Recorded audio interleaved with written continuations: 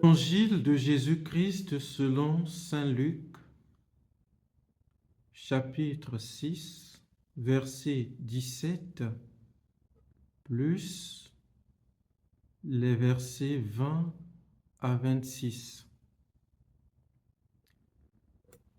En ce temps-là, Jésus descendit de la montagne avec les 12 et s'arrêta sur un terrain plat. Il y avait là un grand nombre de ses disciples et une grande multitude de gens venus de toute la Judée, de Jérusalem et du littoral de Tyr et de Sidon. Et Jésus, levant les yeux sur ses disciples, déclara: Heureux vous les pauvres, car le royaume de Dieu est à vous. Heureux vous qui avez faim maintenant, car vous serez rassasiés. Heureux vous qui pleurez maintenant, car vous rirez. Heureux êtes-vous quand les hommes vous haïssent et vous excluent, quand ils insultent et rejettent votre nom comme méprisable à cause du Fils de l'homme. Ce jour-là, réjouissez-vous, tressaillez de joie, car alors votre récompense est grande dans le ciel. C'est ainsi, en effet, que leur Père traitait les prophètes. Mais quel malheur pour vous les riches, car vous avez votre consolation. Quel malheur pour vous qui êtes repus maintenant, car vous aurez faim. Quel malheur pour vous qui riez maintenant, car vous serez dans le deuil et vous pleurerez. Quel malheur pour vous lorsque tous les hommes disent du bien de vous. C'est ainsi, en effet, que leur Père traitait les faux prophètes. Acclamons la parole de Dieu. Louange à toi, Seigneur.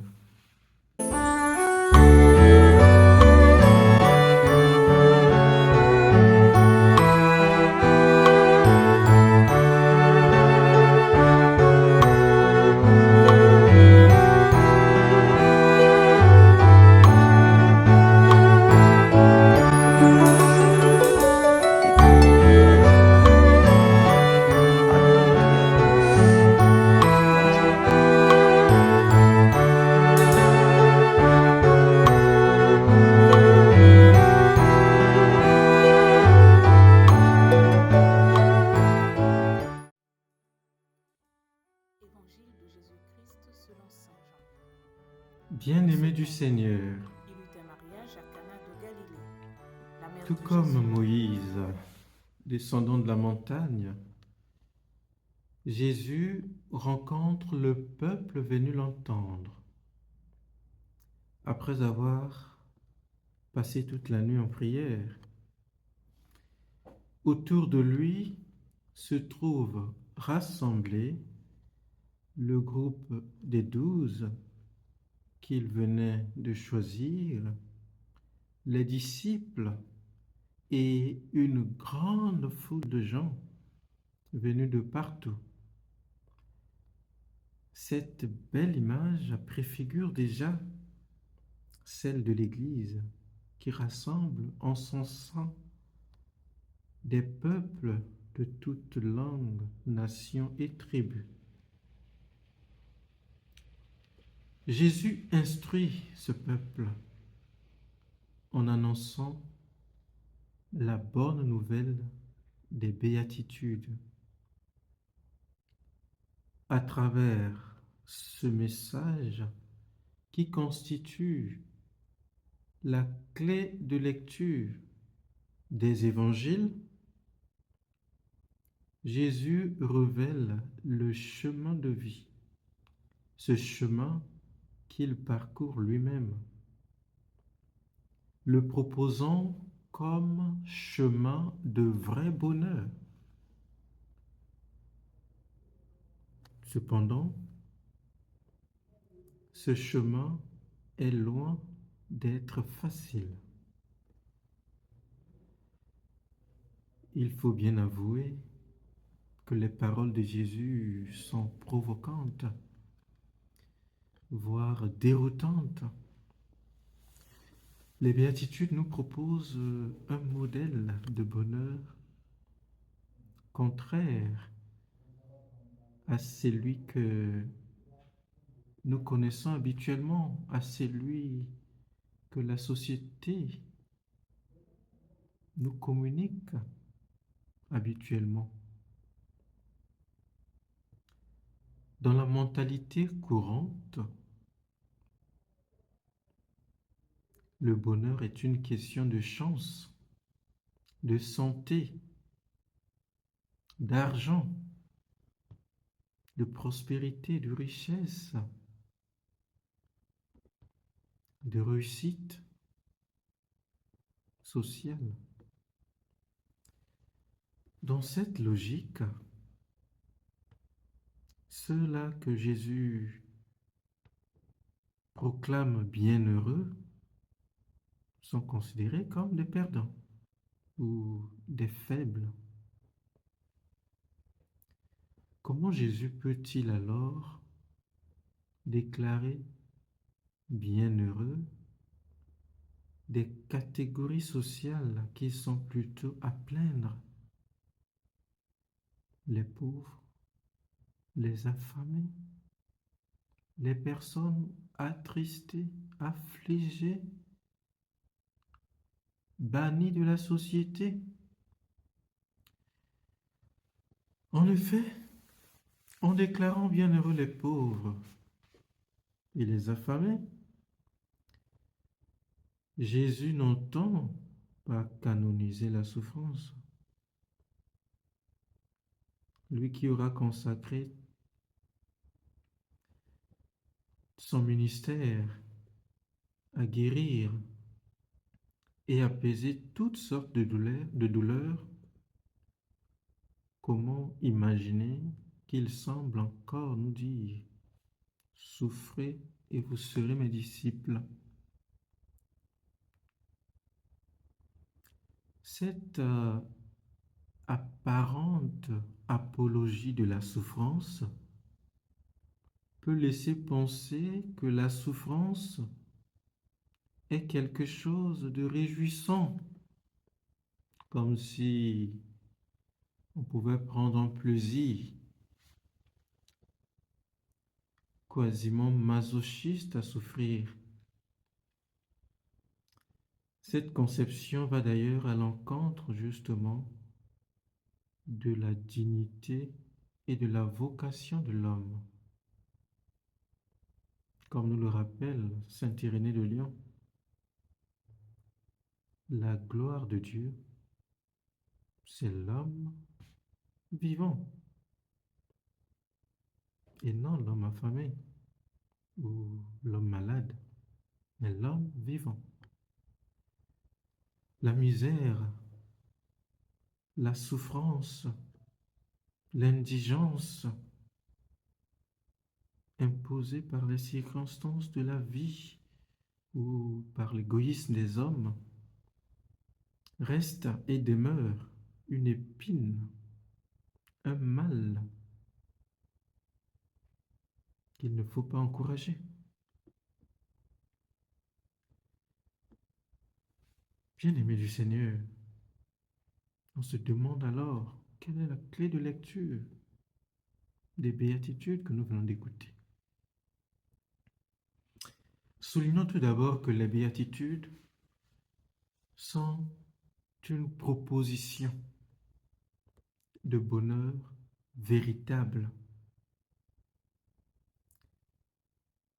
Comme nous le savons, le désir de bonheur, la quête de bonheur est ancré dans le cœur de l'homme.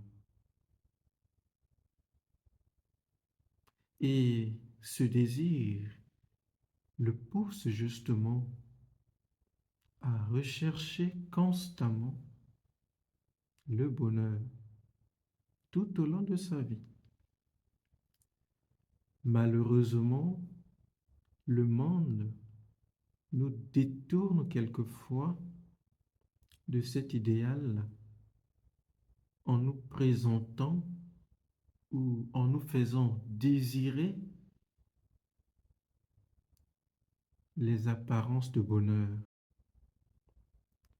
le succès, le plaisir, l'argent, le confort matériel que nous cherchons tant ne procure en réalité qu'une fausse impression de satisfaction,